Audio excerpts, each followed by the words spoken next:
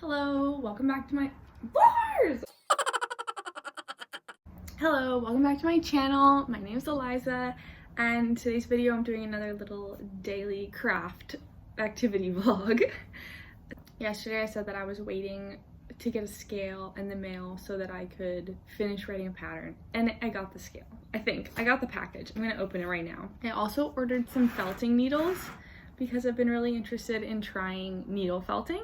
So I got like a little kit with a bunch of different needles and like a little woolly pad to needle felt into. I'm gonna open it right now and then hopefully finish writing my pattern. Although it is like first thing in the morning, I kind of just want to like sit and drink coffee and knit, work on my Maid You Look top.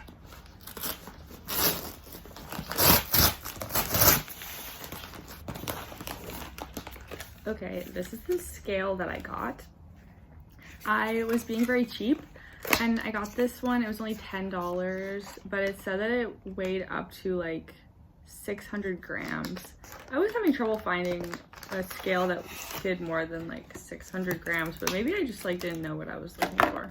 And I don't know, maybe I won't need more than 600 grams. That seems like a lot of yarn. I feel like most balls that you find or most skeins that you find are like between 50 and 100 grams. This is what the scale looks like.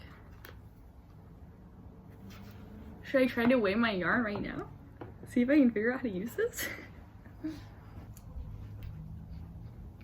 This is the remaining yarn that I have from the last juniper cardigan that I made. So my plan was to weigh this so I could then do a calculation to figure out how much yardage you need approximately for each size. Oh wait, does this take batteries? Does this take batteries? There are no batteries. Oh my gosh, I can't believe they would send me something without batteries.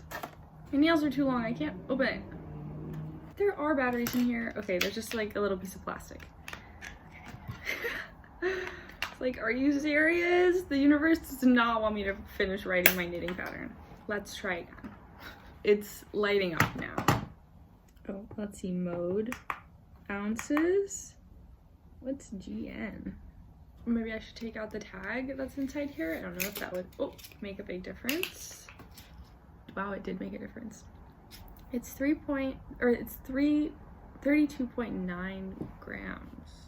Okay, well this is exciting. It's doing things, and this is exactly what I needed, so hopefully I can finish writing the pattern now. And it's cute and pocket size. Okay, and then the other thing that I got was the needle felting kit. And I don't really have a lot of yarn options here for this. I have like a little bottle of all the scraps that I've like cut from skeins or, you know, leftover scraps from projects here.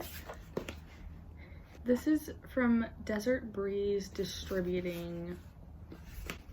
This is a cute box. I might have to save that box. Okay, inside this box, and like I don't know anything about needle felting, so I was looking at needles and I found like a pack of needles first, and then I kind of wanted one of those woolly pads to like needle felt into. So I found this kit and I just decided to get the kit because it was like kind of similar in price to just buying needles and the woolly pad. I'm gonna show you what's in this kit. I don't know if you actually need all these things. These are the needles. They're in this little box. Lars, can you get out of the way?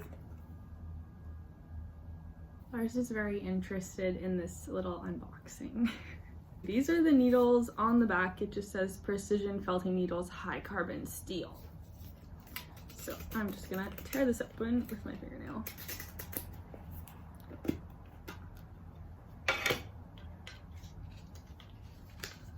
Okay, so the needles come in these little, they look like little seed packs.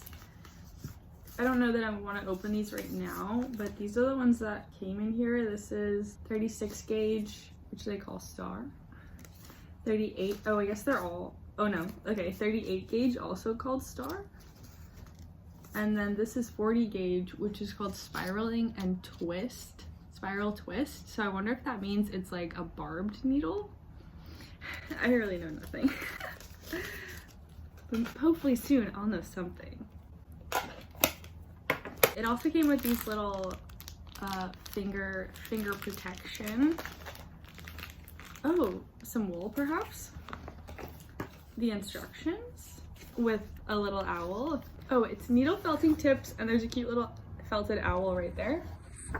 So this just says basically what's in here, which are the precision needles, and they describe what the needles are, since I didn't do a very good job. So according to this, the 36 gauge is the largest needle for quick felting. It's a good choice for forming the core of your project.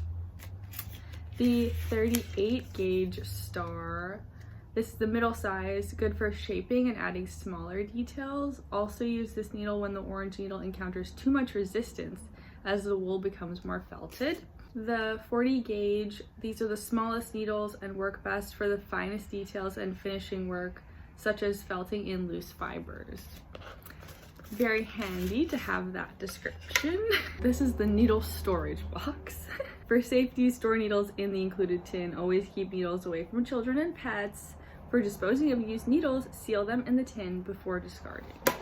Finger guards, because the needles are extremely sharp. Felting cushion, which is this. The included cushion is made of pure wool sourced from sheep in Central America, then felted in the USA. Felting cushion provides a soft work surface to protect the needle and your table or lap. They didn't say anything about this, so I guess this is just like some roving, which is nice. I can mix this with my yarn scraps to make something funky. That's very exciting. I'm really excited to try needle felting, and I'm glad I got this little kit so far. I like that everything's like in a little package, and I like that the needles are packaged, because I was a little nervous to use those needles because I know they're very sharp. I could only get the box closed. The cute box. Okay, well, I'm gonna clean this up now, and then I think I'm going to start working on finishing my pattern so I can just like get a move on with that, because it has been done for a little bit now. I want to finish, or I don't know if I'm going to finish it, but I want to work on my Maid You Look top today. I also need to work on my socks. I have so many projects that I need to work on.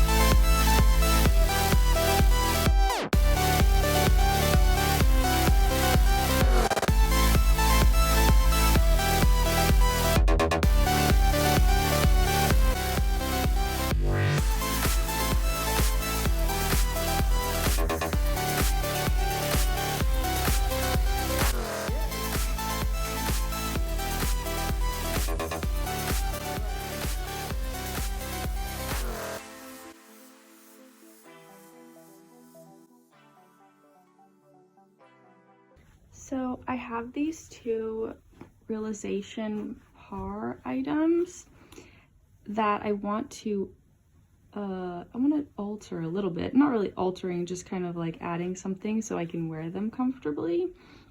This one has this covered snap that just like doesn't work. I think, like, I don't know if it's because it's covered, but it just like doesn't stay fastened. And then this one is just, this is a dress, and this is like crazy low cut, and I feel like if I add a little snap to this, I might feel more comfortable wearing it. This is the top, and this is where the snap is. And one time I was getting my nails done, and the person doing my nails started massaging my back, and the snap like popped open. So the issue is actually on this side. It's like there's so much fabric that the hole of the snap isn't accessible, so I think I just need to replace it so it actually stays closed. And then this is the dress. I know it looks funny, I'm wearing it over my sweatpants. It's just a wrap dress and there's no other closure besides the tie on the side, and like I wouldn't normally wear it with a tank top and I wore it with a bra the other day and you could like see where the bra was, and I didn't really like that. So I think I'm gonna add a snap like right there just to close it up a little bit, because it's, I don't know, I never wear it because it's so open like that. Almost instantaneously.